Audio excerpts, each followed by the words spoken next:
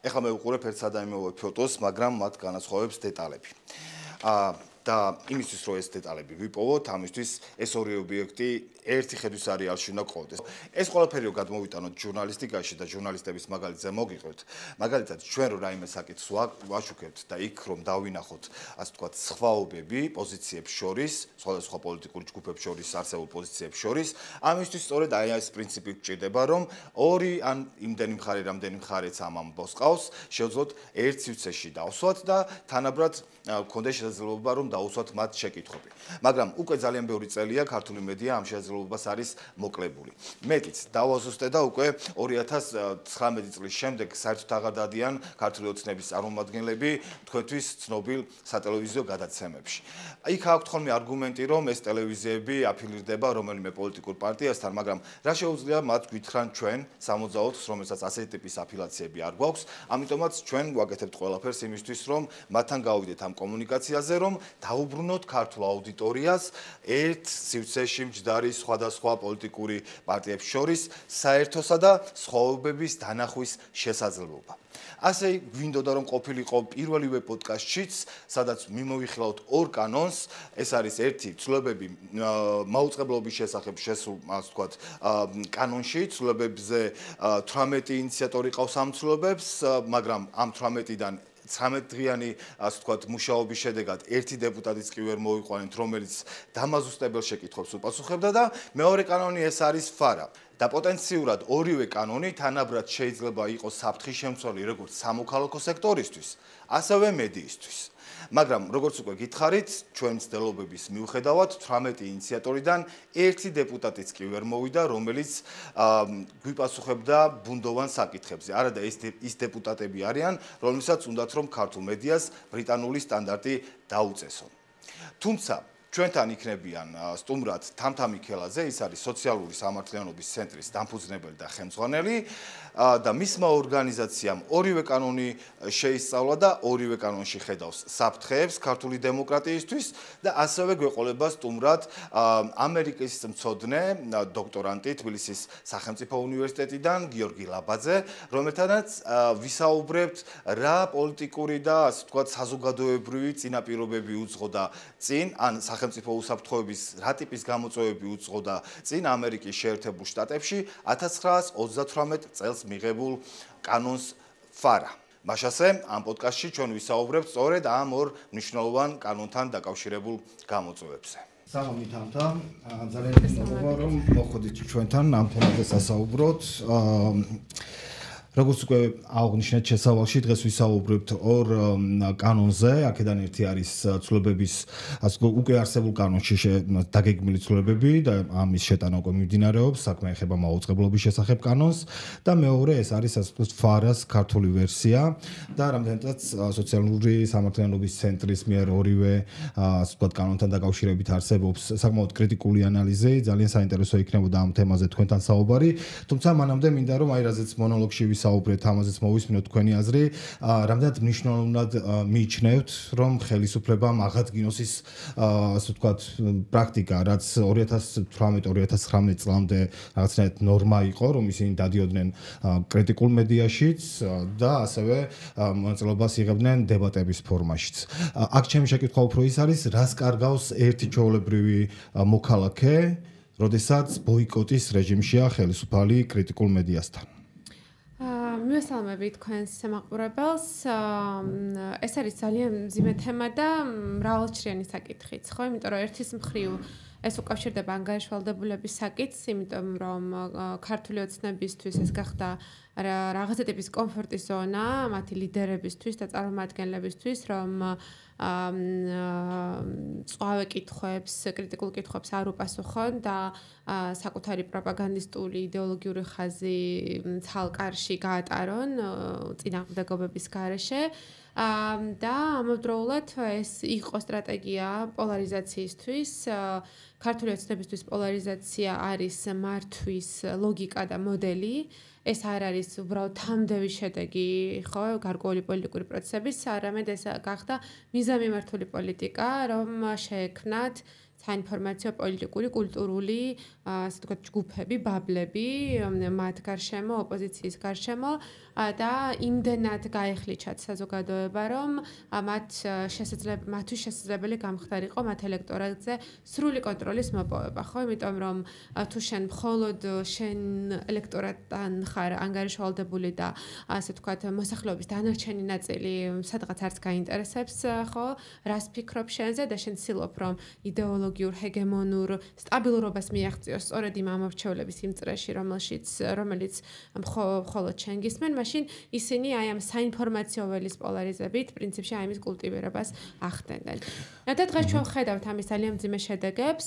ერთის მხრივ ქართულმა ოცნებამ მოახერხა ისეთი საზოგადოებრივი, ხო, რაღაცა ბაბლი შექმნა, სადაც მხოლოდ მათ უსმენენ, მხოლოდ მათი სჯერად და ამან გამოიწვია ძალიან ღრმა დეჰუმანიზება საზოგადოების სხვადასხვა ნაწილების, ხო? აი რომ შეხედოთ ქართული ოცნების ამორჩევლის პერსპექტივიდანვე ისინი რას კარგავენ ამით? აქ ცოტა რომ გამორჩა შეკითხვა, ერთი არის შენ რას გესაუბრებიან, თქვათ, შენ ხარ ხელისუფლების მხარდამჭერი, უყურებ ალბათ დიდი ალბათობით ტელეკომპანია იმედს და იქ უსმენ ხელისუფლების წარმომადგენლებს, მაგრამ იქ რა შეკითხვებს დაუსვენ და იქ რამდენად ხდება იმ საკითხების, იმ პრობლემების პრეზენტაცია, რაც რეალურად ამა თუ იმ ქალაქში, დაბაში თუ სოფელში ადამიანს აქვს, რამდენად განსხვავებული იქნება, თქვათ, იმისგან რა კითხვებით შეიძლება ხელისუფლებას დაუსვან მედიებში, ხო? ანუ აი სწორედ ქართული ოცნების ამორჩევლისავე პერსპექტივიდან ის რა შესაძლებლობებს კარგავს, როდესაც კრიტიკულად ვერ იაზრებს ხელისუფლების ნაბიჯებს. ხო, რა თქმა უნდა, მათთვის პირველ რიგში ეს არის რაღაც ტყუილში და ილუზიაში ცხოვრება, ხო? იმიტომ რომ ისეთ ქვეყანაში, როგორც საქართველოა, სადაც ძალიან მაღალია სიღარიბე და მოსახლეობის მესამედი სოციალურ დაუცველთა ბაზაშია რეგისტრირებული და თავს უკიდურესად ღარიბად მიიჩნევს, სადაც რეგიონალური უთანასწორობა ძალიან მასშტაბურია და რეგიონებში ადამიანებს საბაზისო სერვისებზე არ მიუწვდებათ ხელი და ჩვენ ვნახეთ თუნდაც ახლა დითოვლობის დროს რა რეალობა გამოავლინა, ხო? აი ამ ამბავმა და დაგვენახა მედიის საჭიროებაც სხვათა შორის. ხო, პრინციპში მოსახლეობას უნდა ქონდეთ რაც ბუნებრივი ორგანული შეგრძნება, რომ იმის რასაც ქართული ოცნება ლაპარაკობს, რომ ქვეყანაში ყველაფერი კარგად არის, ასე არ არის. ამიტომ მათ უნდა ბუნებრივად უჩნდებოდეთ სურვილი, რომ კრიტიკული კითხვებზე პასუხები მიიღონ, მათი რეალობიდან ამასდელ კითხვებზე პასუხები მიიღონ ხელისუფლებისგან, ხო? მაგრამ ქართული ოცნების პროპაგანდა არის ძალიან დახვეწილი.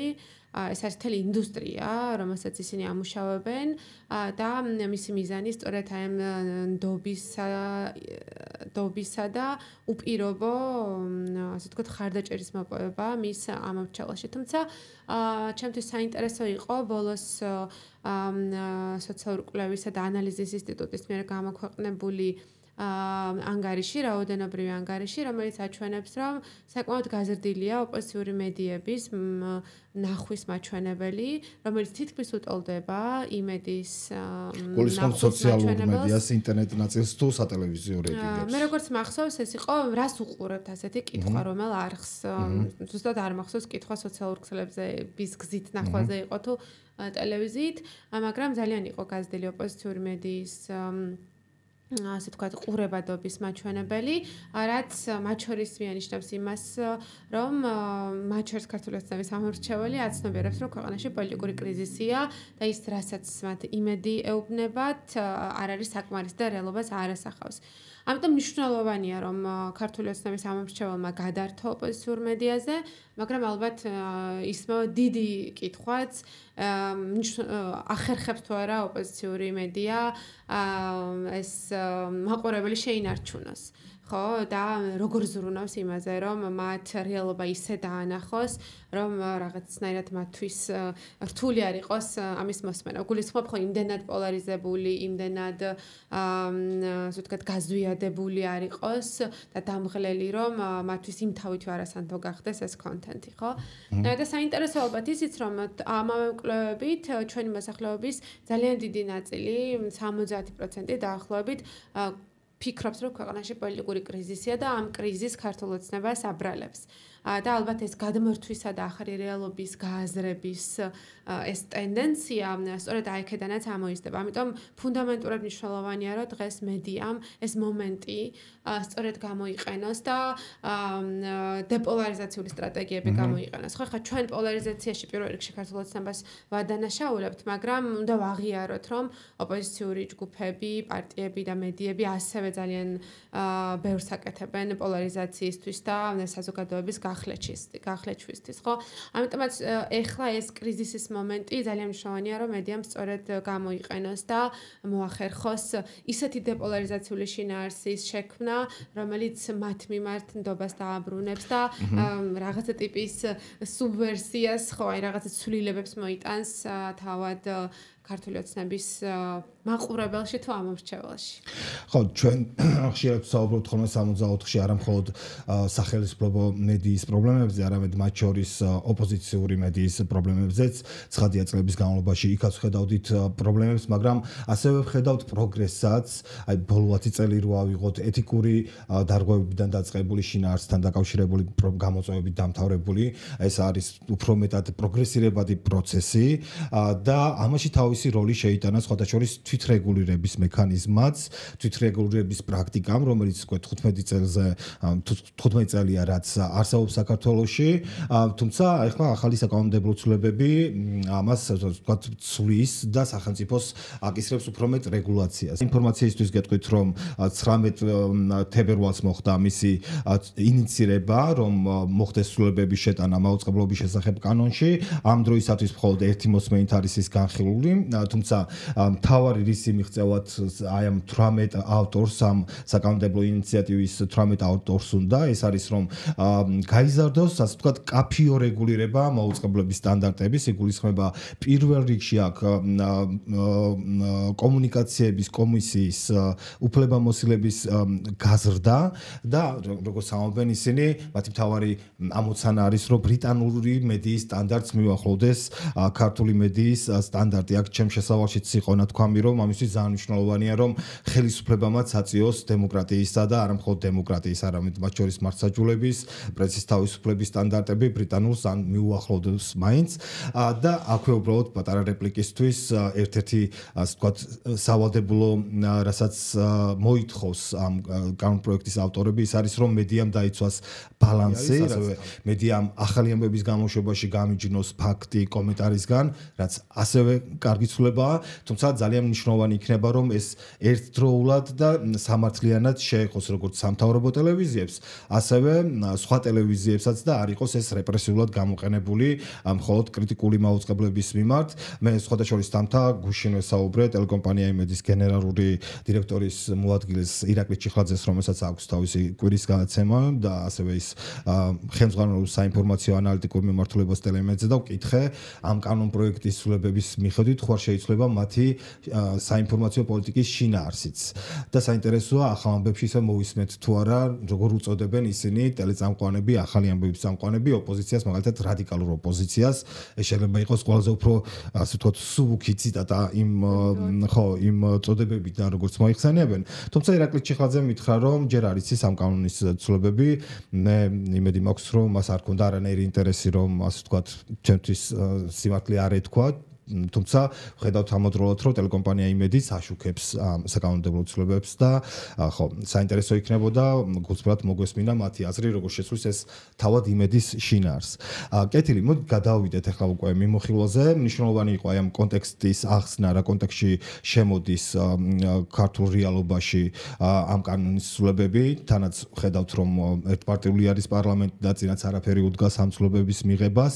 მე მინდა გთხოვოთ პირველ რიგში თქვენ ზოგადად შეაფასოთ, რა საფრთხეებს ხედავთ. იმიტომ რომ დოკუმენტი, რომელიც თქვენ შეფასების დოკუმენტი გამოაქვეყნეთ, იქ თქვენ ამბობთ, რომ აი ეს ინიცირებული ცვლილებები ძირს უთხრის მედიისა და გამოხატვის თავისუფლებას. აი ჩემი შეკითხვა იქნება, რატომ? ხო, ნუ პირველ რიგში ალბათ ის უნდა ითქვას, რომ ქართული ოცნება საკანონმდებლო ძალაუფლების სრულ უზურპაციას ახდენს. და რაღაცა ტიპის საკანონმდებლო დიქტატურას ქმნის, როცა ერთპარტიული პარლამენტი იღებს მთელ რიგ კანონებს, ისე რომ მათი გააზრება მოხელთება და აი ამ ტემპის დაწევაც კი ძალიან რთულია. იმ ჯგუფების მხრიდანაც კი, ვისაც ეს კანონი მიემართება, რომ აღარ ვთქვა დანარჩენ მოქალაქეებზე და ჩვენ ვხედავთ, რომ მთელი საკანონმდებლო პოლიტიკა დღეს მიმართულია იმისკენ, რომ შეზღუდოს და გააკონტროლოს დამოუკიდებელი ავტონომიური საზოგადოებრივი სივრცეები. ახლა ორი ეს ახლად ინიცირებული კანონპროექტი, ერთი არის ფარა, ხო, რომელიც სამოქალაქო საზოგადოებას მიემართება და მეორე არის მაუწყებლის თემაზე, ხო, კოდექსში შესული ცვლილებები, რომელიც ახალ ცვლილებებს ადგენს. ეს ცვლილებები, ძალიან აშკარაა, რომ არ არის ამოზრდილი რეალური საჭიროებებიდან და იმ რეალური კონტექსტიდან, რომელიც ქართული მედიის წინაშე დგას და რეალურად მატერიალიზებას აკეთებს იმ სურვილების, რომელიც დიდი ხანია ქართულ ოცნებას ჰქონდა, რომ მედიისთვის პირი ამოეკერა და მათ შეფასებებში და გამოხატვაში აქტიურად ჩართულიყო, ხო? ეს ცვლილებები რამდენიმე პაკეტად არის წარმოდგენილი, ვთქვათ, ერთი პაკეტი ეხება შინაარსობრივ რეგულირებას და ამ შინაარსობრივი რეგულირების სრულიად ახალ მექანიზმებს, თუ მანამდე ეთიკის სტანდარტების უზრუნველყოფა, სწორედ თვითრეგულირების მექანიზმით ხდებოდა და ეს იყო ძალიან დემოკრატიული და საერთაშორისო დონეზე აღიარებული მექანიზმი, თუ როგორ უნდა მომხდარიყო მედიის მხრიდან ეთიკის სტანდარტების დაცვა, ხო, დღეს აი ეს ეთიკის ნორმები, რომელიც მანამდე ეთიკის კოდექსით იყო და დამტკიცებული და კანონის ძალა არ ჰქონდა და სწორედ მედიის თვითრეგულირების მექანიზმებით ხდებოდა მისი აღსრულება, დღეს დადის ეს შინაარსობრივი სტანდარტები კანონში, ხო, და ამავდროულად ჩვენ ხედავთ, რომ ის ხდება უკვე აგრესიულად ახსრულებადი კომუნიკაციების ეროვნული კომისიის მიერ, ხო, რომლის მიმართ არის ძალიან მაღალი უნდობლობა მათი ხელმძღვანელების მიმართ, მათი მიერ მიღებული გადაწყვეტილებების მიმართ. ამაზე მინდა რომ ცალკე ვისაუბროთ, იმიტომ რომ ეს ძალიან მნიშვნელოვანი კომპონენტია, სწორედ აი, როდესაც თავად ინიციატორები ასახელებენ ბრიტანულ მოდელს როგორც საუკეთესო პრაქტიკას და იქ არის თქვათ ბრიტანეთის შემთხვევაში არის ოფკომი, ანუ ბრიტანეთის მარეგულირებელი კომისია, რომლის ქართული ანალოგად შესაძლოა არის ქართული ანალოგი მარეგულირებელი კომისია, ანუ კომკომი და რა თქმა უნდა ძალიან მნიშვნელოვანი არის როგორი არის ოფკომის რეპუტაცია და როგორი არის კომკომის რეპუტაცია და აუცილებლად უნდა ვისაუბროთ ამაზე, თუმცა მინდა რომ აი თანმიმდევრობით მიყვეთ, თქვენ ახსენეთ რომ ეს არის თქვათ წინა წლებში დაწყებული განზრახვის რეალიზება, ხო? რომ მოხდეს მედიის მაქსიმალური ასე ვთქვათ რეგულირება. სხვადასხვა პერიოდში ამ კანონში უკვე შეტანილი ცვლილებებით ისედაც გაფართოვდა, მათ შორის 2022 წელს მიღებული ცვლილებებით მარეგულირებელი კომისიის უფლებამოსილება მედიაზე კიდევ უფრო გაფართოვდა, ახლა მთლად გადავიდა ასე ვთქვათ მის რეგულირების სფეროში, თუმცა ჩვენ ასევე გვახსოვს ბევრი წლის წინ, მათ შორის 2019 წელს დაწყებული საუბარი იმის შესახებ, რომ ცილისამების ნაწილშიც უნდა ხდებოდეს რეგულირება, გვახსოვს რომ ეს იყო თქვათ ხელისუფლებასთან დაკავშირებული პირების გაცხადებული მიზანი, შემდეგ ეს სრული სხვადასხვა პროპაგანდისტულ არხებზეც ისმოდა ხოლმე. ასევე მახსოვს რომ საქართველოს იმდროინდელმა პრეზიდენტმა სალომე ზურაბიშვილმაც დაუჭირა თავის დროზე ამ ინიციატივას მხარი, ისევე როგორც საქართველოს პატრიარქმა, რომელმაც მაშინ ქადაგებისასაც მოუწოდა ამ რეგულაციისკენ ხელისუფლებას. თუმცა ეხლა დღეს სადაც მივედით, აი დღეს არც მინდა რომ ჩვენს აუდიტორიას დავეხმაროთ ინფორმირებაში განუმარტოთ, რომ აქამდე არსებული მოდელით როგორ ხდებოდა რეგულირება, თუ კი თქვენ გექნებოდათ რაიმე პრეტენზია მაუწყებელთან სიზუსტესთან დაკავშირებით ან რაიმე სხვა სახის, ასე ვთქვათ, ჩათვლით საჭიროთ, რომ აუწყებელმა თქვენთან დაკავშირებული ინფორმაცია ან ინტერპრეტირებულად გაავრცელა, ან გექნებოდათ პრეტენზია, მოკლედ რომ ვთქვათ, ასეთ შემთხვევაში თქვენ შეგეძლოთ, რომ ამ დრომდე მიგემართათ ჟურნალისტური ეთიკის ქარტიისთვის. ასეთი ეს ბრიტანულ პარალელებზე თუ ვისაუბროთ, ბრიტანეთში არის დამოუკიდებელი პრესის სტანდარტების ორგანიზაცია IPSO და ეს ჟურნალისტური ეთიკის ქარტია არის, ასე ვთქვათ, 300 ჟურნალისტის მიერ არჩეული პროფესიონალი ჟურნალისტების საბჭო, რომლებსაც შეგეძლოთ და ასე ხდებოდა მთელი ეს წლები მიგემართათ საჩივრის სახით, თუ კი ჩათვლიდით, რომ რომელმა მაუწყებელმა თქვენი უფლებები დაარღვია და ეს იმდენად ხანგრძლივი და ასე ვთქვათ, კარგად ამუშავებული პრაქტიკა იყო, რომ ამ წლების განმავლობაში ასეთი 800 საჩივარი დაგროვდა, ხო? ეს ნიშნავს, რომ თვითრეგულირება მუშაობდა, მას ჰქონდა შედეგებიც და მედიისთვის პრევენციული სახეც ჰქონდა, იმიტომ რომ როდესაც სხვადასხვა საკითხებზე გამომტყუნებელი განაჩენი გამოიტანა ქარტიამ, რასაც არ ჰქონდა სამართლებრივი ძალა, ხო, ამას სარეკომენდაციო სახე ჰქონდა. ეს, ასე ვთქვათ, პრევენციული მექანიზმი იყო იმისთვის, რომ შემდეგ ამ ტელევიზიებს აღარ გაიმეორებინათ ანალოგიური შეცდომები და სწორედ ასე ნაბიჯ-ნაბიჯ გაუმჯობესდა მედია სტანდარტი. და როდესაც ეს გვაქვს, რაღაცა არის საჭირო, რომ ამას გქონდეს უკვე, ასე ვთქვათ, მარეგულირებელი კომისიის ჩარევის საჭიროება. პირველ რიგში ხო თვითრეგულირების მექანიზმი იყო ძალიან მნიშვნელოვანი მექანიზმი, ის უფრო ერთი შეხედვით რბილი მექანიზმია, სარეკომენდაციო მექანიზმი, მაგრამ ის ტრანსფორმაციული მექანიზმია, ხო, იმიტომ რომ თავად კონკრეტული ჟურნალისტები უქვემდებარებენ საკუთარ თავს ეთიკის კოდექსს და ასევე იმ პირობას, რომ ისინი მიღებულ გადაწყვეტილებას შეასრულებენ. და რეალურად ეხლა როცა თქვენ შესავალში ისაუბრეთ იმაზე, რომ პროგრესიც ჩანს, ხო? აი განსაკუთრებულად თუ შევხედავთ დისკრიმინაციის თანასწორობის პოლიტიკის, თქვა სოციალური ღირებულებების თვალსაზრისით, მედიაში ნამდვილად ჩანს ეს გაუმჯობესება და მგონია, რომ სწორედ ამ მექანიზმის მუშაობის შედეგიც არის ეს.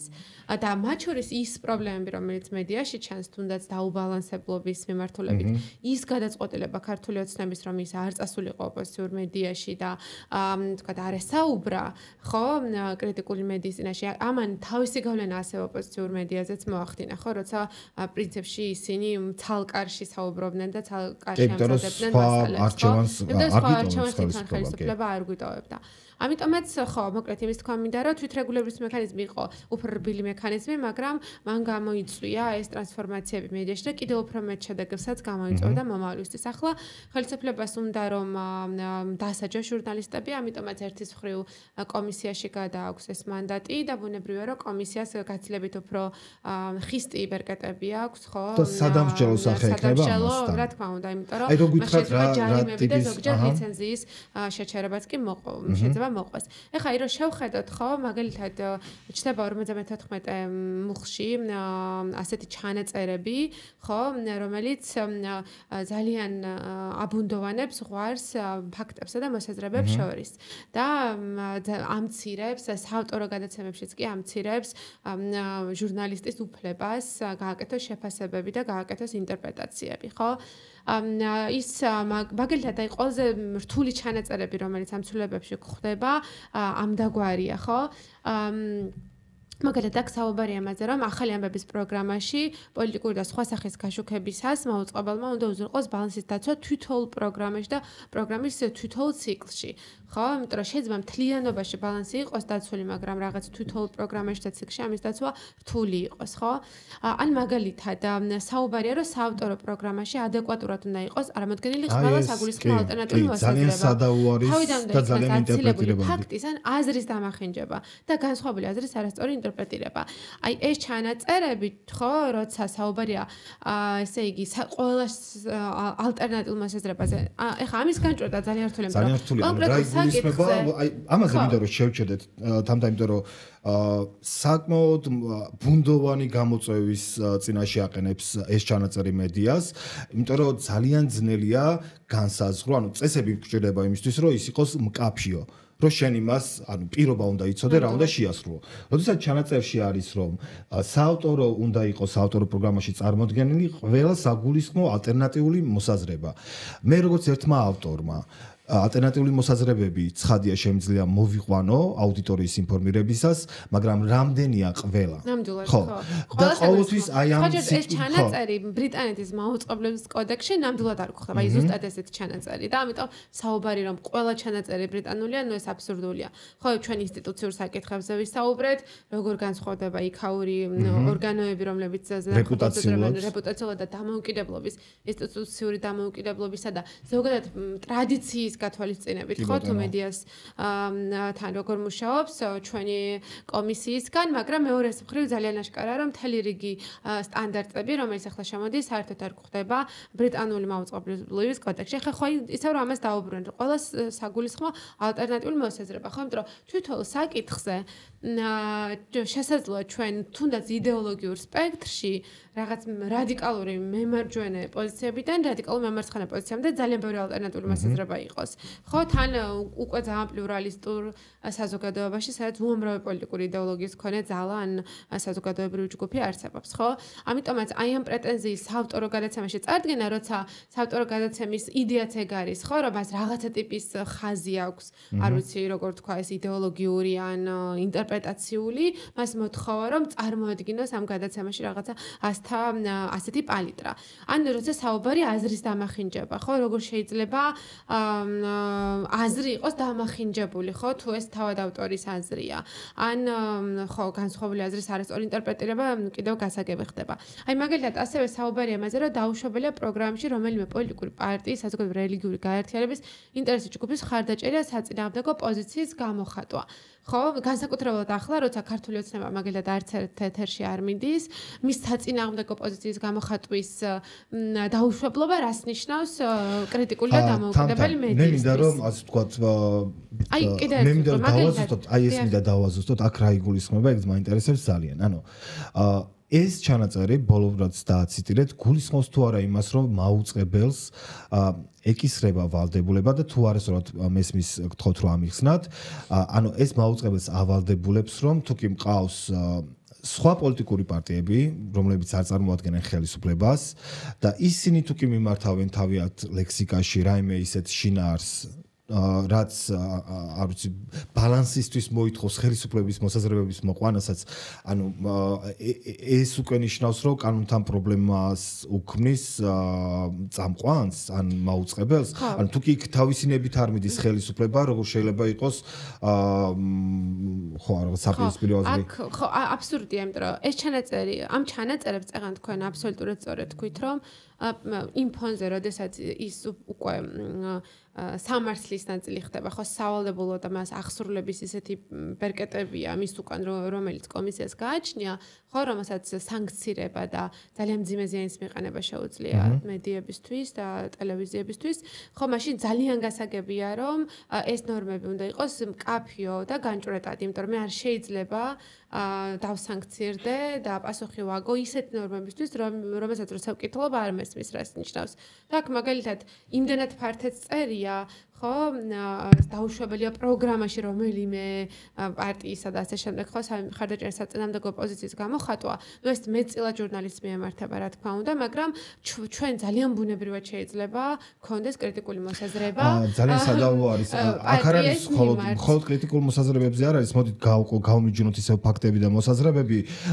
ჩვენ თუ კი მე ახლა წარმოვიდგინოთ, რომ ჩვენ ინტერნეტში ვართ და ჯერჯერობით ინტერნეტი არ არის რეგულირების სფერო, მაგრამ აი ჩავთვალოთ, რომ ხა ჩვენი ეს პოდკასტი გადის ტელევიზიით.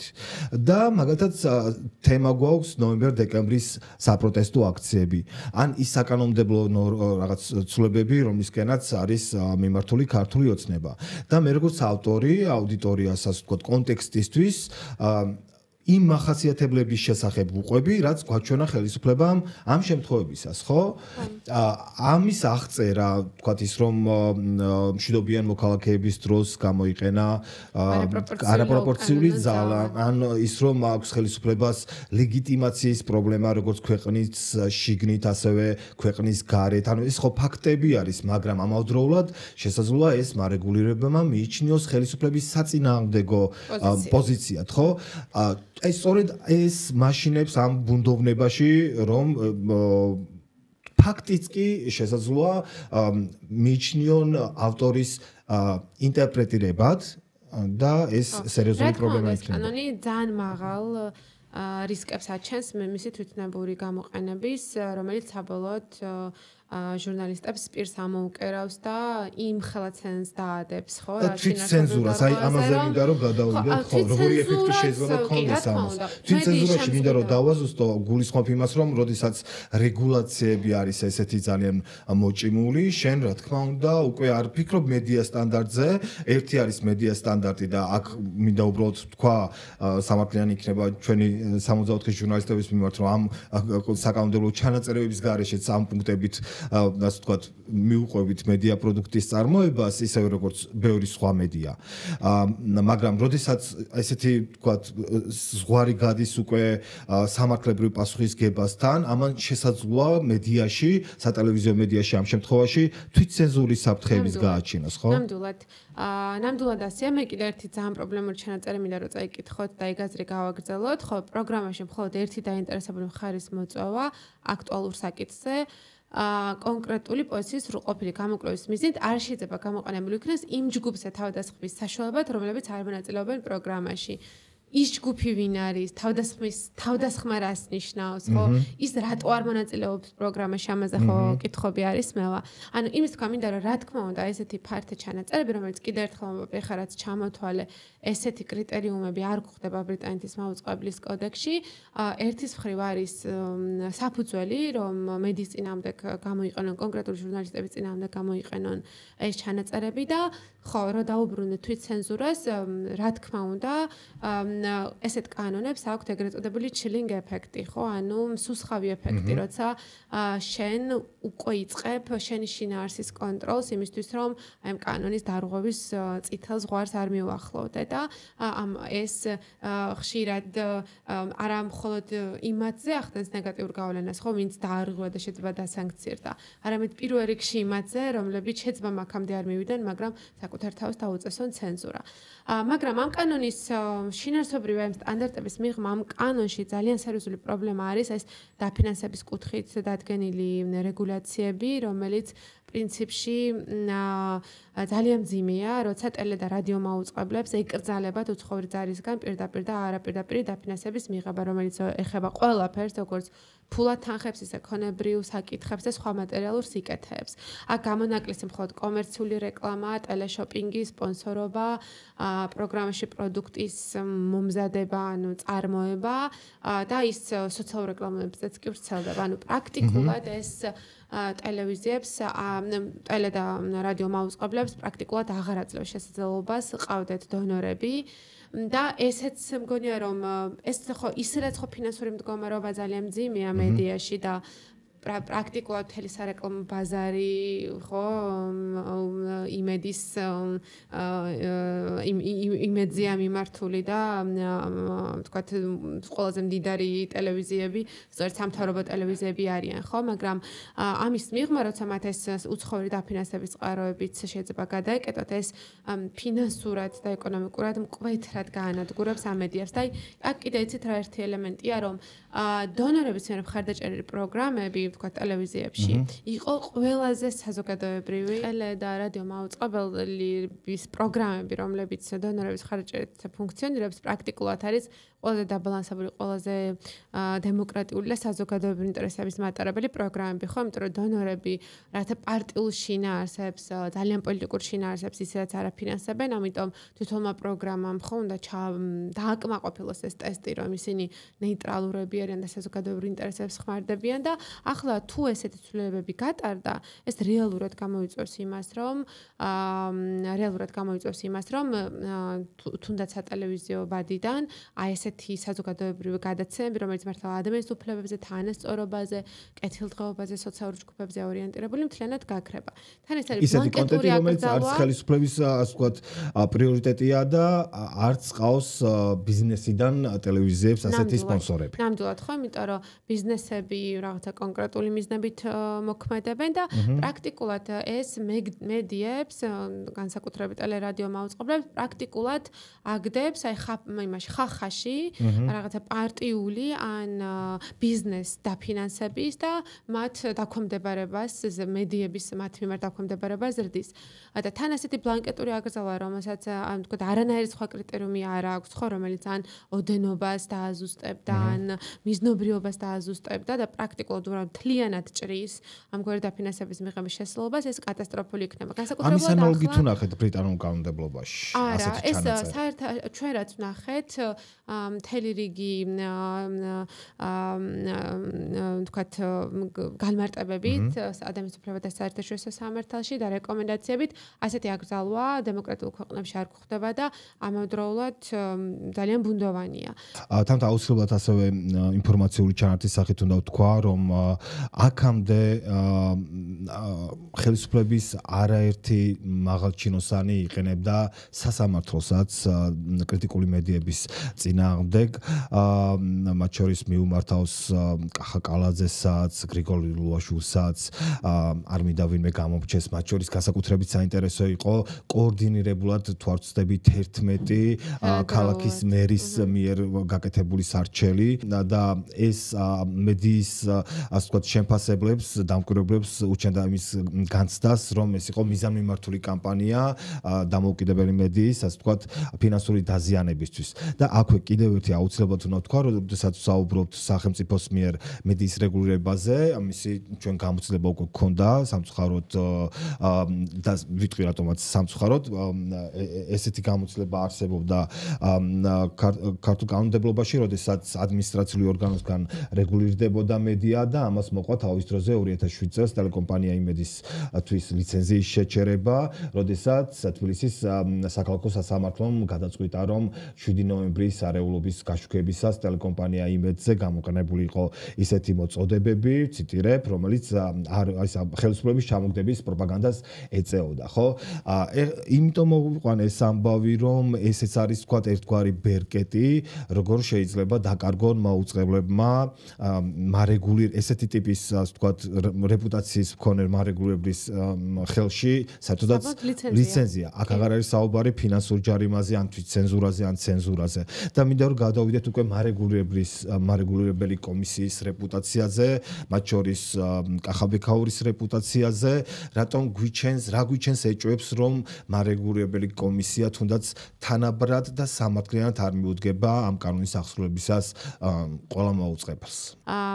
არაერთი ანგარიში, რომელიც მედიაზე მომუშავე ორგანიზაციებმა გამოაქვეყნეს, აჩვენებს, რომ მათ მიერ გაკეთებული ინტერპრეტაციები საქმეებზე არის ძალიან პრობლემური. განსაკუთრებულად წინასაარჩევნო პერიოდში საპარლამენტო არჩევნების წინ ხო ჩანდა, რომ ხელისუფლების კრიტიკულად განწყობილი ჟურნალისტების მიმართ და მედიების მიმართ ხო არაერთი სადავო ოქმი შეადგინა და სასამართლოების მიერ მათი დაჯარიმება მოხდა და რომ ის მეტწილად სწორედ კრიტიკული მედიის წინააღმდეგ მუშაობს, ეს აღქმა ძალიან მაღალია. თქვენ იცით, რომ კომისიის თავმჯდომარე კახა ბექაური ევროპარლამენტის ბოლო რეზოლუციაში მოხსენებულია და სანქციების, ხო, რაღაც სანქციების დაკისრების რეკომენდაცია გაიცემა კანდიდატთა შორის არის, რაც საერთაშორისო ორგანიზაციებსაც კი აჩვენებს, რომ სინამდვილეში ის თქვათ რეჟიმთან და მართლ პარტიასთან შეზრდილი ორგანოა და მის მიმართ ნდობა ნამდვილად ძალიან დაბალია. და ამ პირობებში მარეგულირებელ კომისიას აუხსენე, რომ თქვენ იქნებოდით ჩვენი სტუმარი და თქვენს ორგანიზაციას აქვს კრიტიკული შეხედულებები ამასთან დაკავშირებით. მე ისევე როგორც იმავე 18 კიდევ ერთხელ გავიმეორებ, რომ 18 ავტორი ყავს ამ საკანონმდებლო ცვლილებებს და იქიდან ერთი დეპუტატიც კი არ მოსულა ჩვენთან, რომ აი ეს კითხვები ამდენ ბუნდოვანებაზე მათთან უფრო მეტი განმარტება მოგვესმინა. ასევე არ მოვიდა ამ პოდკასტის ჩაწერაზე მარეგულირებელი კომისიის წარმომადგენლებიც, მათ ეს იმით ახსნეს, რომ ჯერჯერობით ეს პარლამენტის საქმეა და როდესაც ჩვენზე გამოვა მე შეიძლება ჩვენგან საუბარიო, ველოდები ამას. თამთა, როდესაც საუბრობთ ბექაურთან დაკავშირებულ კითხვებზე, ბექაურთან დაკავშირებით შეგვიძლია ვთქვათ, რომ ის დაკავშირებული იყო თავის დროზე ტელეკომპანია მეცხრეართან, რომელსაც ბიძინა ივანიშვილი ფლობდა, ის 2017 წელს აირჩიეს და შემდეგ უკვე ნახეთ, როგორ შეცვალეს, ასე ვთქვათ, დადგენილება, რომელიც განსაზღვრავდა კომისიის ხელმძღვანელის არჩევის წესს 2019 წელს. 2019 წლამდე პირის მხოლოდ ერთხელ არჩევა შეეძლოთ, მაგრამ აი საგანგებოდ შეცვალეს ბექაურისთვის და ხო. და ამტკიცა და ლოიალობა, ამიტომ ხო სხვა შორის ბოლო არჩევისასაც მას ვადა გავაური 2026 წელს არც ერთი კანდიდატი კონკურენტი არ ყოლია კახაბექაურს ამ პოზიციაზე. რო შევაჯამოთ მედიას მაუწყებლობის შესახებ კანონში ეს ინიცირებული ცვლილებები ძირითადი რაც ჩვენი საუბრიდან რაც გამოიკვეთა რა უნდა იცოდეს აუდიტორიამ ამის შესახებ. ერთი რომ სახელმწიფო შედის მედიის რეგულაციაში. ეს ნიშნავს მედიის შინაარსის რეგულაციას. ასეთი რამ ძალიან ბევრი წელია საქართველოში აღარ არსებობდა, მაშინაც როდესაც არსებობდა, იგივე იმედის შემთხვევაში, როდესაც 7 ნოემბრის მოვლენების შემდეგ სააკაშვილის პერიოდში მას გაუჩერდა ლიცენზია, სწორედ ასეთმა რეგულაციამ გვაჩვენა, როგორ შეიძლება პოლიტიკური მიზნისკენთვის გამოიყენოს ხელისუფლებამ ასეთი რეგულაციის წყაროები. ასევე გვაჩვენებს ეს ცვლილებები, რომ მედიას ეს დააყენებს სერიოზული რისკების წინაშე, საარსებო რისკების წინაშე, რომელიც მათ შორის მოიცავს გარდა სანქციებისა, ფინანსური და სამართლებრივი სანქციებისა, ასევე ცენზურასთან და თვით ცენზურასთან დაკავშირებულ, ასე ვთქვათ, რისკებსაც, ხო? ხო არ არის კიდევ რასაც დაამატებდით, რომ ის შემაჯამებლად ჩამოვაყალიბოთ, რა არის ყველაზე უფრო პრობლემური? არა, აბსოლუტურად სწორი იყო, ეს იქნება შინაარსობრივი კონტროლი, რომელსაც გამოხატვის თავისუფლების სტანდარტი, თქვა იგივე ევროპული კონვენციის თუ ჩვენი კონსტიტუციის ძალიან კრიტიკულად უყურებს, ხო, იმიტომ რომ არ შეიძლება მედია გახდეს შინაარსობრივი კონტროლის საგანი სახელმწიფოს მხრიდან ეს დემოკრატიული ღია და პლურალისტული საზოგადოების პრინციპებთან მოდის შეუსაბამობაში, ხო, იმიტომ რომ არ აქვს თანამედროვე დემოკრატიებს არ აქვს პრეტენზია, რომ სახელმწიფო მისცის რა არის ჭეშმარიტება, რა არის სწორი. ხო, მისი იდეა ეს არის სწორედ აი მრავალფეროვნების დისკურსული იდეათა მრავალფეროვნების წახალისება და ამ სიზუსტის ზღვარი არ უნდა გაავლოს სახელმწიფომ, ხო? და დღეს ჩვენ ხედავთ, რომ ეს შინაარსობრივი რეგულირება იმდენად ღრამად მიდის, რომ ის უკვე ინტერპრეტაციების და შეფასებების წიაღშიც კი აღწევს, ხო?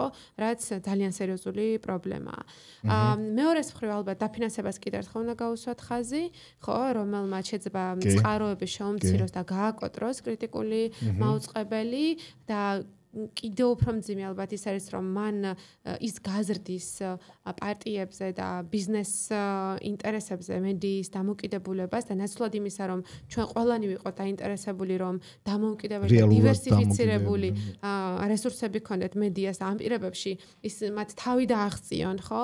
რაცა პარტიულ თუ ბიზნეს გავლენებს, ჩვენ ხედავთ, რომ მათ ახლა ეს წყაროებიც ეკეტება და ისედაც ფინანსურად ძალიან სუსტი მედიები კიდევ უფრო მოწყვლადები დარჩებიან ეკონომიკურად. დავამატებ თუ კი მოусმენთ სამთავრობო არხებზე როგორ გაშუქდება ეს საკითხი, იქ აუცილებლად ბოლდად იქნება გამოტანილი ისეთი, ასე ვთქვათ, მხარეები, რომ ამით მაყურებელს ექნება, ასე ვთქვათ, ჯეროვანი სიზუსტისა და პასუხის უფლების უფრო მეტი, ასე ვთქვათ, ბერკეტი, მაგრამ სადაც ამას გეტყვიან, იცოდეთ, რომ ასეთი ბერკეტი მანამდეც გაგაჩნდათ, ამას ჰქონდა როგორც თვითრეგულირების მექანიზმი, ასევე სასამართლო დავებით, ვთქვათ, თუ კი ეს უკავშირდება რაღაც ცილის სამებას, ესეთი პრაქტიკა აქამდეც არსებობდა, შესაბამისად სწორედ ის, რომ არსებითად იმის გარდა, რომ უბრალოდ სახელმწიფომ რეგულაცია არ დააწესა მედიაზე, სხვა არსებითი ცვლილება, რაც ერთი მოქალაქის კეთილდღეობას მოიტანს ამ კანონით, არაფერია, გარდა იმისა, რომ დაზიანდება კრიტიკული მედია.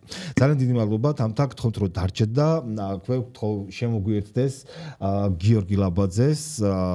დიდი მადლობა, რომ გველოდებოდით. აი აქ შეგიძლიათ დაჯდეთ. გიორგი ლაბაძე არის თბილისის სახელმწიფო უნივერსიტეტის ამერიკის სოდნეობის დოქტორანტი. აი მინდა რომ გადავიდეთ უკვე ფარას კონტექსტზე.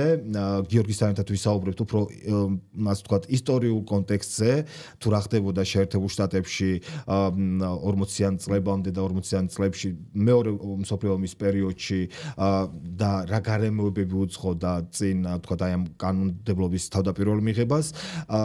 მოდი დავიწყოთ ამით და მე უკვე გადმოვალ თამთა თქვენთან რომ ვისაუბროთ აი ამ ინიციატივას კიდე რა დამატებითი საფრთხეები მოაქვს სამოქალაქო საზოგადოებისთვის. ფარა საერთოდ აბსოლუტურად განსხვავებული მიზეზების გამო მიიღეს თავიდანვე შეერთებულ შტატებში. საერთოდ იქ არასამთავრობო არაკომერციული ორგანიზაციებზე საუბარი არ ყოფილა. იქ დღემდე ფარა ჩარჩოს მოქმედების არის კომერციული ორგანიზაციები და ლობისტური ჯგუფები და ეგრეთ წოდებული ინტერესის ჯგუფები. აი წარმოვიდგინოთ 30-იან წლების ბოლოს შეერთებულ შტატებში ეს იყო ყველამ კარგად იცოდა რა ხდებოდა ევროპაში, ეს ნაცისტური და კომუნისტური საფრთხე, რომელიც ამერიკელებს ძალიან აშფოთებდა სხვათა შორის და აი ეს იზოლაციონიზმის მომენტი, რაც მაშინ ძალიან გააქტიურებული იყო ხოლმე შორის ფარასთან ერთად მიიღეს იზოლაციონიზმის კანონები და ეს რაღაცა ხალხის მიმართ პირობასავით გამოვიდა ეს კანონები, რომ ისინი ეს შეერთებული შტატები არ ჩაერეოდა ევროპის საქმეებში. იერარქიასაც კი არ მიაწოდებდა. სანამ 40-იანი, სანამ ჰიტლერი ძალიან ესე დაიწყო 29 წლიდან, ხო?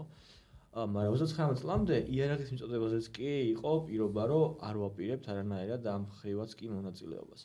ეხლა ეს სწორედ ნაციზმის და კომუნიზმის მზარდი საფრთხეების გამო ხდებოდა, ამერიკელებს არ უნდათ, რომ ეს საფრთხეები რაიმენაირად დაკავშირებული ყოფილიყო თავიანთ ქვეყანასთან და არ შეეღწია ამ საფრთხეებს ამასთან ერთად შეერთებულ შტატებში. ეხლა ფარას მიღების მთავარი ამოცანა იყო სწორედ ეს, რომ თუ ეხლა რო წარმოვიდგინოთ რა, არსებითად ამერიკაში ეს კანონი შემზღუდველი არ არის. ეს კანონი უბრალოდ ავალდებულებს ორგანიზაციებს რო დარეგისტრირდნენ. თუ ახორციელებენ, ასე ვთქვათ, სხვა სახელმწიფოსთვის სასარგებლო ლობისტურ საქმიანობას. ანუ შემზღუდველი იმ კუთხით არის, რომ მხოლოდ რეგისტრაციას მოითხოვს. თორემ თუ მაგალითად აი რო წარმოვიდგინოთ რა, თუ მაგალითად არის კონკრეტული ადამიანი კონგრესის გარეთ და ყავს ნაცნობები კონგრესში. ნუ ძალიან მარტივად რო ავსვათ რა. კონტაქტები გააჩნია კონგრესში და ამ ადამიანს აქვს კომპანია. რომელმაც შეიძლება, ასე ვთქვათ, განახორციელოს აი სხვა ქვეყნებისთვის სასარგებლო საქმიანობა. ეს სხვა ქვეყნები ან სხვა პირები ამ კომპანიას, ამის კომპანიას გარკვეულ თანხებს გადასცემენ, ოღონდ ეს უნდა იყოს აი ფარას მიხედვით გამჭვირვალე და ასევე და ხო ვთქვათ, რომ ლობიზმი არის აბსოლუტურად, ასე ვთქვათ, ლეგალური საქმიანობა, ხო? რა თქმა უნდა, უბრალოდ ამას აქვს სწორედ ეს დატვირთვა, რომ გაეგოთ ამერიკელებს ზედმეტი საფრთხე რომ არ შესულიყო ნაცისტებისგან და კომუნისტებისგან დაერეგისტრირებინათ სავალდებულოდ და მომხდარიყო გამჭვირვალე ფინანსების წარმოება, რომ თუ ეს რაღაცა გადაჭარბებულ, ესე ვთქვათ, ზომებს მიიღებდა და ძალიან ბევრი იქნებოდა, ვთქვათ, გავლენა, ხო, ჰიტლერისგან და სტალინისგან, ასეთ შემთხვევაში ყოფილიყო რაღაცნაირი ზომების სამმავლოდ მიღებული, თორემ ეხლა იქ რაღაც 10 და 20 ორგანიზაცია რომ ყოფილიყო და თუნდაც 100. ამაზე არავინ არავის არ დააპატირებდა, ესე ვთქვათ რა. ანუ სიტყვის თავისუფლების თემა ცოტა სხვა დონეზე იყო მაშინაც სხვათა შორის. აქედან გამომდინარე, ეხლა ამის ამ ესე იგი ჩარჩოთი გამოყენება ქართულ რეალობაზე და სხვა თემაა, მაგრამ ცოტა ხნით კიდე რომ დავბრუნდეთ ამ ამერიკულ საკითხში, ხო? ეს ინტერეს ჯგუფები ისინი დეკლარირებულად აცხადებდნენ რომ მაგალითად, ნუ არ ვიცი, ემსახურებოდნენ აფრიკის რომელიღაც სახელმწიფოს ინტერესებს, რათა, თქვათ, აი, რა ვიცი, ამერიკის სახელმწიფო დეპარტამენტი დახმარებოდა მათ, ან ეს კონკრეტულ პირებზეც არის. თქვათ, ვიღაც რაღაც მდიდარი ტიპი, რომელიც დაქირავებული ყავს თავისი ლობისტები, რათა კონგრესში მის სასარგებლო საქმიანობა განახორციელოს. და ეს ჯგუფები, რომლებიც კომპანიების სახით იყვნენ წარმოდგენილი და რეგისტრირებოდნენ ამ კანონის მიხედვით, ამბობდნენ, რომ ჩვენ დიახ ამ სახელმწიფოების ინტერესებს ვატარებთ. ანუ იქ არ ყოფილა საუბარი, რომ ჩვენ რაღაც გრანტი მივიღეთ და გვინდა რომ შიდა ამერიკული მიმართულებს რაღაცა წიგნი გადავთარგმნოთ და ამერიკული საზოგადოება გაიზარდოს. ისინი პირდაპირ ამბობდნენ, რომ ჩვენ ეს თანხა მივიღეთ იმისათვის, რომ დავიცვათ ამ ქვეყნის ინტერესები. ხო, ესეთი აი მინდა რომ გავუსვათ ხაზი, ასე ვთქვათ, საფრთხეები რამდენად განსხვავებული იყო ამ კანონის თავდაპირველი მიღებისას ამერიკის შეერთებულ შტატებში და ჩვენთან როგორ განსხვავდება ეს საფრთხეები. აქ გულისხმობ იმას, რომ აი რამდენად 40-იან წლებამდე თუნდაც 38-40-იან წლებში რამდენად გაზრდილი იყო შეერთებულ შტატებში იგივე ჰიტლერის რაღაც პროპაგანდისტული იდეები და ცნობილია რომ ჰიტლერის ერთ-ერთი ძლიერი მხარე ნამდვილად იყო კარგი პროპაგანდა.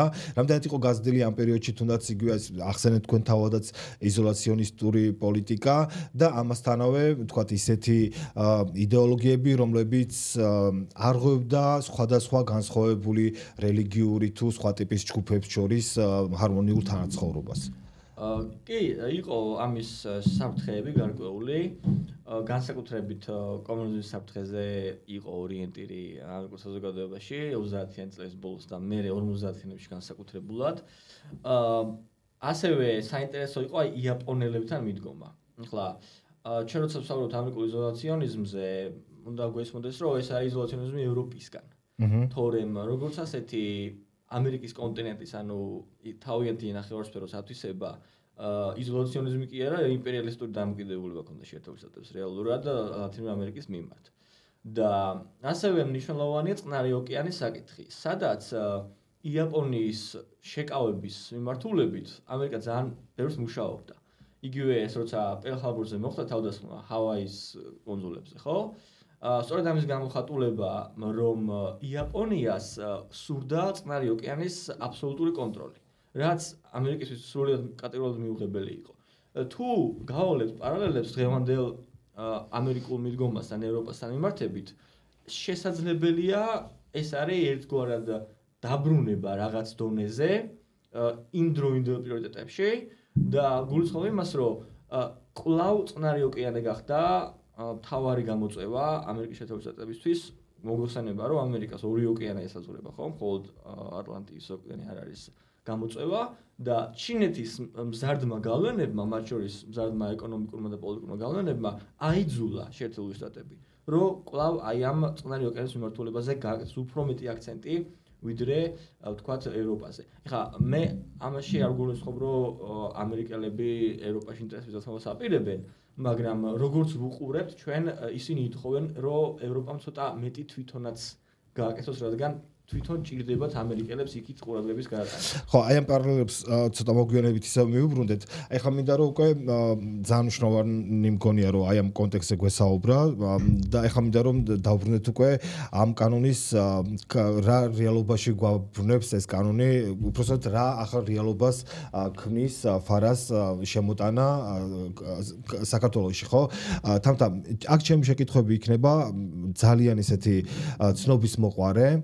ერთი საერთოდ რას გულისხმობს აი ამ კანონის არსი, ვისზე მიემართება კონკრეტულად, აი მაგალითად აგენტად ვის ცნობენ და იმ ადამიანებს, ვისაც ცნობენ, რა შეზღუდვები ან რავალდებულებები ეკისრებათ, რა ტიპის სანქციები შეიძლება დავინახოთ ამ კანონში, როგორც სისხლის სამართლებრივ ნაწილში, ასევე ადმინისტრაციულ ნაწილში და ასევე სახელმწიფოს რა ტვირთს აძლევს, იმიტომ რომ შეერთებულ შტატებშიც ვნახეთ, რომ შემდეგ ამავე კანონმა სახელმწიფოს დაუყენა ის სიმძიმე, რომ ტვირთი, ასე ვთქვათ, მტკიცების ტვირთი სახელმწიფოს მიემართება, რომ შენ ხარ რაღაც უცხო ქვეყნის აგენტი. აი ქართული ინტერპრეტაცია როგორ უნდა წავიკითხო? ხო, ჯერ მგონია, რომ ქართული ინტერპრეტაციის წაკითხვამდე ადრეა, იმიტომ რომ პირველი მოსმენით წარდგენილი იყო უბრალოდ თარგმანი ამერიკული ვერსიის, ბუკვალური და წმინდა თარგმანი ამერიკული თარგმანი, ამერიკული კანონის. ამიტომაც ეს კანონი ჩვენი აზრით არსებითად მოდიფიცირდება, ამიტომაც ჩვენ პირველ ეტაპზე იურიდიულად ნიუანსური შეფასებისგან თავი შევიკავეთ და ვცდილობთ აქ ავხსნათ თვითონ ამერიკაში ეს კანონი როგორ ოპერირებს. მადლობა, რომ აიხსნა ეს ზოგადი კონტექსტი, რაშიც იყო მიღებული, მაგრამ მე შევეცებ, რომ მაინც რაღაც ნიუანსები, სამართლებრივი ნიუანსები მოვყვა ამ კანონის შესახებ. ხო, ეს ამ კანონში მომდევნო წლებში რამდენჯერმე შევიდა ცვლილება, ეს იყო 42 წელს, 66 წელს, 95 წელს და ძალიან საინტერესო არის ალბათ ის, რომ აი მეორე მსოფლიო ომის დასრულებიდან 73 წლამდე ფარას გამოყენების ხო 12 შემთხვევა დაფიქსირდა და ეს ერთად კუბას და საბჭოთა კავშირს მიემართებოდა. აი 60-იანი წლებიდან იწყება მეტწილად ლობისტური საქმიანობის რეგულირება, იმიტომ რომ ამერიკა, რომელიც რაღაც ახალ ეკონომიკურ ხო რაღაც რეალობაში შედის, მისთვის ნათელი გახდა, რომ მის ეროვნულ და ეკონომიკურ საფრთხეებაზე გავლენას ახდენა არა მხოლოდ პოლიტიკური სუბიექტები, არამედ სხვა კომპანიები და ბიზნეს ორგანიზაციებიც, ამიტომ მათზეც გავრცელა ფარა და ლობიზმიც მოაქცია ფარას რეგულირების სფეროში. და მაგრამ საინტერესო არის ის, რომ 66 წლიდან 2015 წლამდე ძალიან მცირეა ამ კანონის გამოყენების შემთხვევები და თქვა თვითონ ამერიკული ინსტიტუტები წერო პრაქტიკულად ამ პერიოდის განმავლობაში ფარა იყო აღუსრულებელი. ხო და 95 წელს უკვე მიიღება ლობიზმის გამჟღავნების აქტი, სადაც ლობიზმი უფრო დაბალი სტანდარტებით ცალკე კანონით რეგულირდება და აი რაღაცნაირად ესე დარჩა გავიდა ამ კანონის მოქმედების სფეროდან. ეხლა ჩვენ სტატისტიკა შევხედოთ თქვა 2023 წლის მონაცემებით 5%-ზე ნაკლებია არაკომერციული იურიდიული პირების რაოდენობა, რომელიც ფარაშია რეგისტრირებული. და ის ორგანიზაციების, სამოქალაქო ორგანიზაციების და მედია ორგანიზაციების დიდ ნაწილზე არ ვრცელდება. ხო? ხა ფარას მიზანი როგორც ითქვა არ არის დასჯა, გაუქმება, განადგურება თავიდან. მან მის მიზანი იყო, რომ ამერიკაში გამოხატვის თავისუფლება პირველი შესწორებით, ხო, ამერიკის კონსტიტუციის პირველი შესწორებით ძალიან მაღალი სტანდარტით რეგულირდება. ის არის ყველაზე მაღალი სტანდარტი გამოხატვის თავისუფლების, ვიდრე სხვა დემოკრატიულ სისტემებში. თუნდაც ევროპულ მოდელსაც რო შევადაროთ, ხო? ანუ ის ყველა ტიპის გამოხატვას უშვებს, მანამ სანამ ეს გამოხატვა რეალურ და მყისიერი ძალადობის საფრთხეს არ ქმნის, ხო? იქამდე მიდის გამოხატვის თავისუფლების მაღალი სტანდარტი ამერიკაში, რომ თქვა ციზულის ენაც კი არ არის რეგულირებული და რაღაცა მექანიზმებით დამძიმებული. და ეხლა ამ პირობებში ხო ამერიკამ არ გადაუხვია პირველი შესწორების ლოგიკას, მიუხედავად იმისა, რომ ისეთი მაღალი საფრთხეები იყო, რომელიც ხო რაღაცა ნაციზმის, ფაშიზმისა და კომუნიზმისგან მომდინარეობდა მათი გადმოსახედიდან და პრაქტიკულადაც, ამიტომაც მათ თქვეს, რომ ჩვენ მათ არა გავანადგურებთ, დავსჯით, ხო, არამედ გამჭვირვალობის, აი მთაკარა მზის ქვეშ მოვაქცევთ, ხო? და უბრალოდ ისინი უნდა გაშიშვდნენ, მათ უნდა თქვან ვინ არიან და საიდან არიან და რა იდეოლოგიას ასრულებენ, ვისი მითითებები და რა დაფინანსებას იღებენ. თუმცა იმ ორგანიზაციებზე, ხო, რომლებიც ადგილობრივი ინტერესებით მოქმედებენ, ფარა არ გავრცელებულა და არც ვრცელდება. ცხადია, ფარას ჩანაწერები სწორედ იმის გამო, რომ უფრო უსაფრთხოების ინსტრუმენტი იყო პრობლემური ადამიანის უფლებების გადმოსახედიდან, მას ძალიან ბევრი ადგილობრივი უფლებადამცველი აკრიტიკებს მისი ბუნდოვანი და ფართე ჩანაწერების გამო. მაგრამ ფარას ეს ბუნდოვანი და ფართე ჩანაწერების მიუხედავად, ხო, სწორედ იმან, რომ ამერიკას ყავს ძალიან ძლიერი დამოუკიდებელი სასამართლო, აი ამ სასამართლო პრაქტიკამ კონკრეტული აქტივისტები, კონკრეტული ორგანიზაციები მისი პრობლემური გამოყენებისგან დაიცვა. და რაც თავარია, ამერიკას აქვს მაღალი კულტურა და კონსენსუსი გამოხატვისა და მედია თავისუფლების დაცვის. და მე მგონი არც ძალიან ბევრი მედია ორგანიზაცია არ არის რეგისტრირებული, აქ არის ასახაც სხვა ქვეყნის სახელმწიფო პროპაგანდისტული ხო. აი მაგალითად 2015 წელს ისევ დაბრუნდა, რო გითხარით, დიდი ხანი იყო წყვეტა, 2015 წელს წლიდან ბრუნდება, როცა თქვათ აი 2016 წელს არჩევნების კონტექსტში იწყება საუბარი იმაზე, რომ რუსეთმა გავლენები მოახდინა ამერიკულ არჩევნებზე და ამ პერიოდში და ასე თქვათ სისხლის სამართლებრივი დევნა იწყება ერთ-ერთი რუსული ორგანიზაციის ინტერნეტის კვლევის ინსტიტუტის მიმართ და სპუტნიკისა და კიდევ ერთი რუსეთის მედია ორგანიზაციის მიმართ. ხო, ჩვენ რო კრიმინალურ საქმეებსაც გადავხედოთ, ხო, ძირითადად ეს კრიმინალური ანუ სისხლის სამართლებრივი დევნა დაწყებულია აი თაღლითობის, სანქციების გვერდით ავლის, ტერორიზმის, ხარდაჭერის და სხვა ძალიან მძიმე ბრალდებების ქვეშ. ხო. ეხლა რა ხდება? ნახეთ, ფარას დროს ფარა ვრცელდება ყველაზე, ვინც პირდაპირი მითითების ქვეშ მოქმედებს უცხოური ძალების. ანუ ყველაზე გულისხმობ ყველა სამართლებრივ სუბიექტზე. თუ მოგდეთ, აქ პასუხისგებლობის ტვირთი, უბრალოდ მტკიცების ტვირთი, რომ შენ სახელმწიფოზე არის, ხო? რომ შენ ხარ, შენ ატარებ სხვა ქვეყნის ინტერესებს. კი. ნახეთ, ჯერ რატომ ყველა ეს რატომ და რუსულ კანონში ეს კანონი ვრცელებოდა მხოლოდ აიპებზე, ვინც 20%-ს და მეც ფინანსდებოდა სხვა წყაროებიდან, ხო? და ამ შემთხვევაში აქ განსაზღვრული არ არის. აქ შეიძლება ფიზიკური პირებიც იყვნენ, კომერციული პირებიც იყვნენ და ასე შემდეგ, ხო? არაკომერციული პირებიც ცხადია. პირველ რიგში შენ თუ სახელმწიფო მიიჩნევს, რომ ფარა შენზე ვრცელდება, ის იწყებს შენთვის მტკიცებას სასამართლოს გზით, რომ შენზე ფარა ვრცელდება. და მტკიცების ტვირთი არის სახელმწიფოზე. ამ მტკიცების დროს სახელმწიფომ დაადასტუროს, რომ შენ ამ პრინციპალის, ანუ გარეთ ძალის პირდაპირი მითითებებით, შემოწმებით, დაფინანსებით და ინტერესით მოქმედებდი. და შემდგომში აი ამ ფარას საფუძველზე მთელი რიგი გაიდლაინები, რომელიც იუსტიციის დეპარტამენტს აქვს მიღებული, იქ მთელი რიგი სტანდარტები განვითარდა, რა იგულისხმება მითითებებში, კონტროლში, ხო, ამ კომპენსაციის თუ იძულების სტანდარტებში და ძალიან აშკარა გახდა ჩვენთვის, როცა ეს ამბები გავაანალიზეთ, რომ და ასევე პირდაპირ წერია რაზე არ ვრცელდება ფარა, მაგრამ ჰუმანიტარულ აკადემიურ საქმიანობაზე და იმ საქმიანობებზე, რომელიც გარე ინტერესს არ ემსახურება, არსებითად არ ემსახურება საგარეო ინტერესს. ხო, ანუ ეს ყველაფერი ჩვენ მიგვანიშნებს იმაზე, რომ პირველი რომ იმ ორგანიზაციებს, ვისაც ბევრი დაფინანსება აქვს, სახელმწიფო ვერ მოედავება, რომ ის ფარას ქვეშ უნდა მოექცეს, იმიტომ რომ ფარა ითხოვს, რომ ეს უნდა იყოს ძირითადად ან მეტწილად იმ კონკრეტული ორგანიზაციის საგარეო ძალის დაფინანსებით მოქმედი სუბიექტი უნდა იყოს. ეხლა მაგალითად, თუნდაც ჩვენი ორგანიზაცია, ხო, რომელიც უამრავ იურიდიულ დაავას წევს, სამოქალაქო განათლებაში ხარჯავს რესურსებს, ხო, ადვოკატირებაში, მონიტორინგში და ასე შემდეგ, ხო? ჩვენ გვყავს სრულიად სხვადასხვა დამფინანსებლები. არიან, ვთქვათ, ფემინისტური ორგანიზაციები, არის მაგრად ევროკავშირი, არის სხვადასხვა, ხო? და მოკლედ იმის თქმა მინდა რომ სრულიად იდეოლოგიურად მოწინააღმდეგე დაფინანსებლები ყავს. როგორ შეიძლება ესეთ მულტიდაფინანსების მქონე, ხო, მრავალი დაფინანსების, მრავალი წყაროს მქონე ორგანიზაციას მოედავა, რომ ვიღაცის დავალებას ასრულებს, მაშინ როდესაც კიდევ ერთხელ ვამბობ, ერთზე არ ხარ მიმული და ამდენად შეუძლებელია ვინმეს ინტერესს ემსახურებოდე. და ამავდროულად, ხო, ეს საგარეო ინტერესი, არსებითად საგარეო ინტერესს არ ემსახურებით ადგილობრივი ორგანიზაციები, იმიტომ რომ ჩვენ ადგილობრივი დღესდღეობით გვაქვს, ჩვენ გვაქვს ჩვენი, ხო, ყველას თავისი აგენტობა აქვს, ან ყველა ორგანიზაციას აქვს თავისი იდეოლოგია, თავისი მისია, ისტორია მუშაობის, ხო?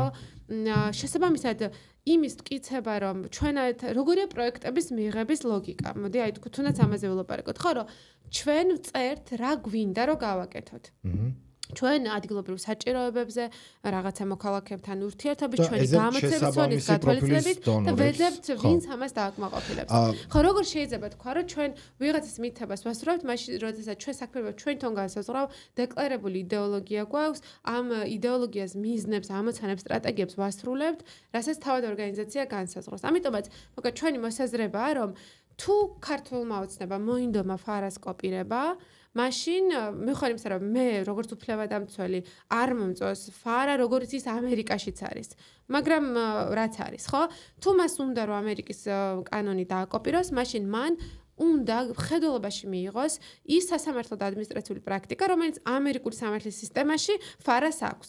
ნახეთ, ქართული ოცნება პრეცედენტული სამართლის ოჯახში შექმნილ კანონს უკეთებს ტრანსპლანტაციას ჩვენი სამართლის სისტემაში, რომელიც კონტინენტური სამართლის სისტემაა. აბსოლუტურად სხვადასხვა. სრულიად სხვა. იქ სასამართლოს აქვს სავალდებულო ბოჭავიძალა, ჩვენთან სასამართლოს გადაწყვეტილება არ არის სავალდებულო. შესაბამისად, არ შეიძლება ამერიკული კანონები, ანგლო-საქსონური სამართლის კანონები უპირობოდ დააკოპირო. შენ აუცილებლად უნდა მიიღო მხედველობაში მის უკან დგარი სავალდებულო სასამართლო გადაწყვეტილებები და პრაქტიკა. თუ შენ გინდა რომ უბრალოდ მეთოდოლოგიურად გესმოდეს, რას ნიშნავს ანგლო-საქსონური სამართლის სისტემიდან რაღაცების გადმოტანა ჩვენს რეალობაში. და ეხლა ისინი რას აკეთებენ? კანონს აკოპირებენ, ამ ფართე ტერმინებს გვთავაზობენ, სადაც თითქოს ყველა ვექცევით, ხო? ერთი შეხვედრით, არ ვიცი, თქვენ შეიძლება თქვენი თქვა რაღაცა კვლევა გააკეთეთ რომელიმე საერთაშორისო დაფინანსებით, ხო? ან ჩვენ ესეთ ბევრ კვლევას ვაკეთებთ. ნებისმიერი წიგნის მთარგმნელი, თითქოს ყველა ვექცევით, მაგრამ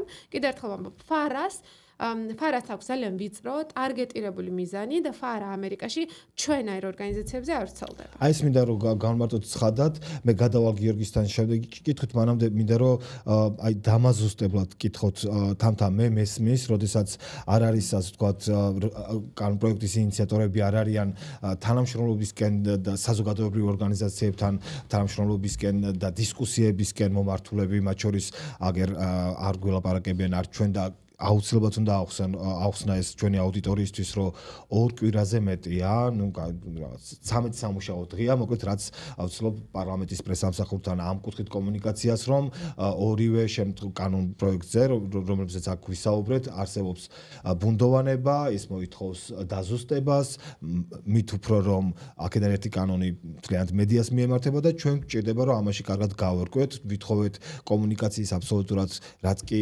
შესაძლებლობები არსებობს ნებისმიერი, რომ ეს იყოს აუდიო, ასე ვთქვათ, ინტერვიუ, ან ვიდეო, ან პირდაპირ შეხვედრა, არ ვიცი, მაგრამ არც ერთ შემთხვევაში ისინი არ მოდიან შესაბამისად, უკაცრავად თუ კი პასუხებზე მეტი კითხვები გვაქვს ამ საკითხზე, მათ შორის თქვენ და მესმის რომ ძალიან რთული არის რომ ამ ეტაპზე ზუსტად განსაზღვროთ, მაგრამ რამდენად არის მაღალი შანსი იმისა, რომ ფარა, რომელიც მათ შორის სისხლის სამართლებრივ პასუხისმგებლობას მოიცავს, ითვალისწინებდეს საზოგადოებრივ და მედია ორგანიზაციებს. პირველ რიგში ხედულობა შემისაღები ქართული ოცნების განმარტებები და განცხადებები და ისინი პირდაპირ ამბობენ, რომ ეს კანონი უნდა გამოიყენონ სამოქალაქო ორგანიზაციებისა და მედია ორგანიზაციების მიმართაც, ხო? განმარტებით ბარათში ხო, მედია ორგანიზაციები არ წერენ, მაგრამ სამოქალაქო ორგანიზაციებისკენ მიემართება. ხო, ნუ მედია ორგანიზაციები, ონლაინ მედია ორგანიზაციები, რომელიც IP სტატუსებით ფუნქციონირებენ, ასევე ხო, მაგრამ არასამთავრობო, ალბათ გაუჭირდებათ, რომ არასამთავრობო ორგანიზაციის განსაზღვრება გაუკეთონ მედიას თუ დასაშვებია არა, და მედიაზეც გავრცელდება ნებისმიერ, ანუ ჩვენი აზრით ხო ხვდებით, ამერიკული განმარტებით ეს კანონი არავის არ უნდა გავრცელდეს, მაგრამ მედია ორგანიზაციებზეც გავრცელდება ქართული ოცნების ინტერპრეტაციით, იმიტომ რომ ისინიც ონლაინ მედიები განსაკუთრებით, ვინც საერთაშორისო ორგანიზაციებისგან, ფონდებისგან ფინანსდებიან და იცით რომ პირიქით ეს სამართლებრივი სტატუსი, ვიზაც ვრცელდება ფარა კიდევ უფრო ფართეა.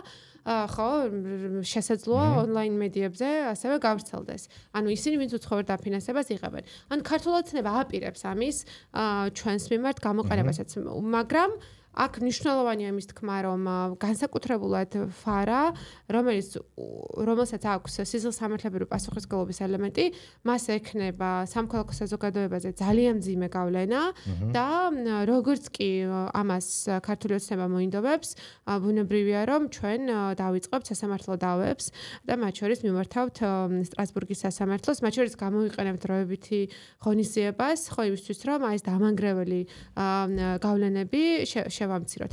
რისკი, რომ ეს კანონი ძალიან ბევრზე შეიძლება გამოიყენონ, არის ძალიან მაღალი, ამას ექნება კატასტროფული ზიანი, ხო, იმიტომ რომ საბოლოოდ შენ თუ სასამართლოში მოგედავება, რომ ფარა ვრცელდება, მაგრამ ვერ დაამტკიცებს ამ სასამართლოში, მერე უკვე შეიძლება სისხლის სამართლებრივი დევნა დაიწყონ დაურეგისტრირებლობის გამო. და ეს არის უკვე კატასტროფა. და არა მხოლოდ, ასე ვთქვათ,